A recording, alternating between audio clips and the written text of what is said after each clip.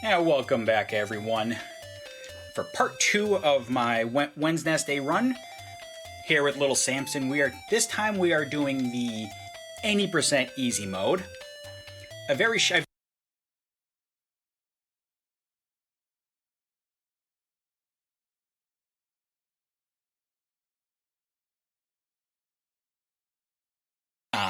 I'm super excited to play it again. It's been a long time since I've done 80% in a marathon run. So why don't we get right into it? We're gonna start in 3, 2, 1, go.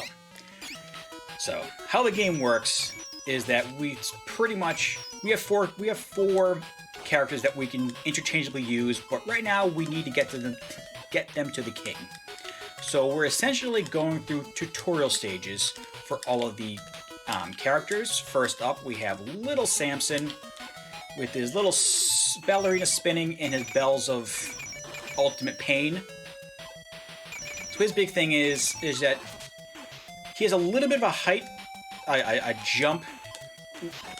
jump than most. He can also cling onto the walls, which is very helpful. Not for us, but it is helpful for some, especially for casual. But this is pretty much the only time you're really going to ever see him in use, just like all the other characters that you're going to see coming up. So the enemies will drop items every 8 kills, but it doesn't really matter to us. So now we're introduced to Kikira, the dragon, whose big thing is that they can float in the air for a short time, as well as throw fireballs and charge fireballs. So I'm going to demonstrate the full power shot right here. Gonna fall in the tornado. Oh, I forgot to throw the flame. That's fine. Only gives us a couple of extra frames of time save. No biggie. Just gonna ride this final tornado right to the end, and we're done. Now for everyone's favorite song. Time for some groovy tune. I will not torture everyone with my voice. I'm just gonna say that right now. That's something you do not want to hear. I can play music, I just can't sing it.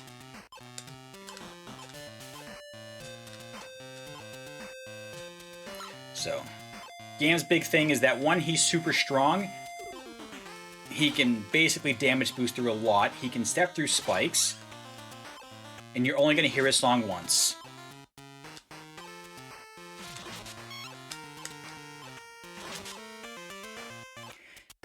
And just like that, we are on to the star of the show, KO the Mouse.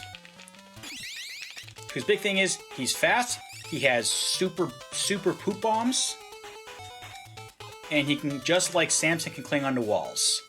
Now, there is a small trick that I'm going to have to do because I'd be shunned if I at least don't do it. If I fail it, no biggie.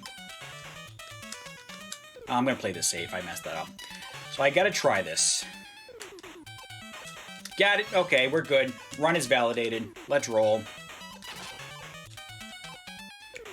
So going top route can save you about a second, so we got to do it. Now the big question. Now we have to fight Kikira. There's some internal struggle, power struggle. Kikira says screw you. And we got the good pattern. So we want Kikira to just stay floating to the right side. It makes it easy for us to kill him, and it saves us 4 seconds.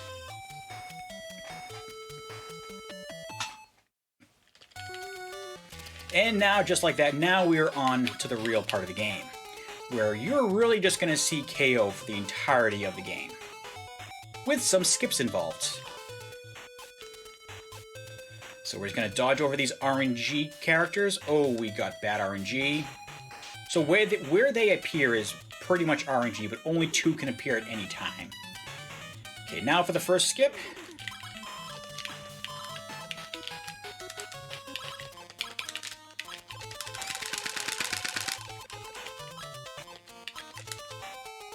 And just like that, we bypassed half the stage.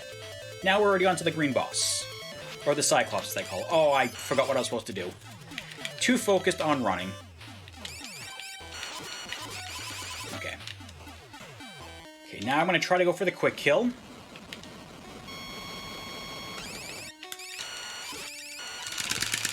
There we go.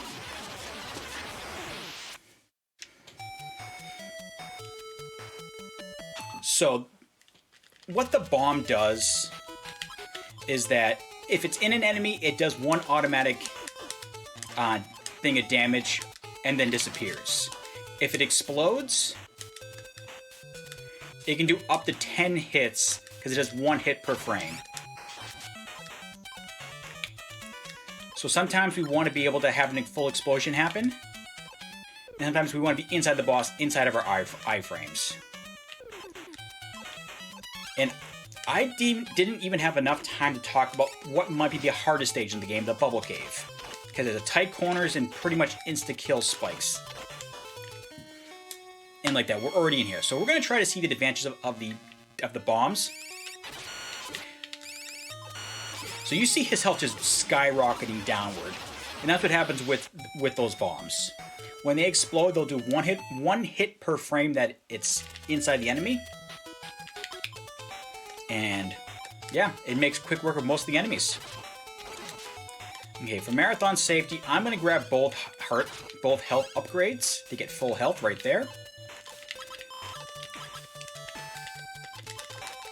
And then we're just going to skip the rest of the level because we don't care about the level. There we go.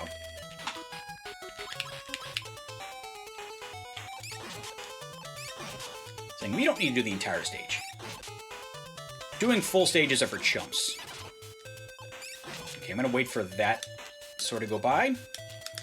And now for what might be the trickiest skip in the game. Nope, didn't get it. Come on. Oh, I had it and I pressed the wrong button. Okay, my controller's not cooperating today. Because I want KO to stay in the wall. There we go. So we need to transfer him over, transfer KO over to the right side. There you go, quick kill of the green wizard. Now for the knight.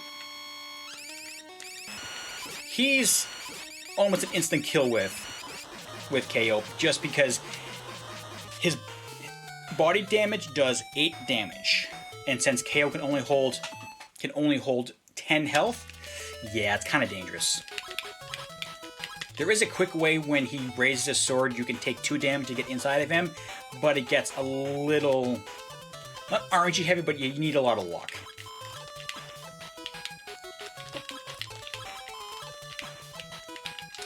Okay, just gonna wrap ourselves back into the wall. Okay, now we need to be careful on our jumps here. We need to make sure that we do not do any false jumps. That way we can skip the entire volcano section and go right to the boss. Now we're on to the purple wizard, which will bring us Mega Man 2's older, dumber, balder, fatter brother. Who? He's not full RNG. He has a 5-set move where moves 3 and 5 are 50-50 on what we'll get. So he'll do it up and down, then balls, then up and down, then he'll either come forward or shoot an arcing attack. Okay, so since he didn't get the arcing attack, we're just gonna... No, I wanted to be Gam. If you don't get the charging attack and he doesn't die immediately, turn to Gam and just punch him to death. It's a lot faster. With that, we're already on the last 2 levels of the game.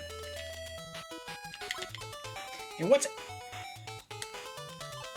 does every good NES game need as a second to last boss?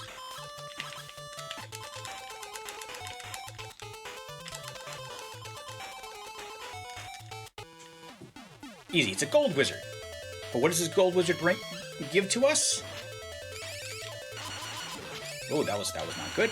Alrighty, what does any good next to last boss need? Easy, we need death.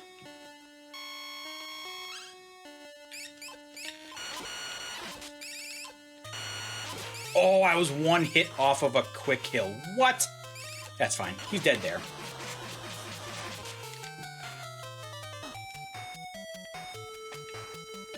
Yeah, Death is a very tough boss because he has he has a circular motion where he shoots out 2 little ghouls. and you're hoping that he'll give one or two patterns. One, he'll either shoot immediately, or one he'll wait. I just did the wrong clip there.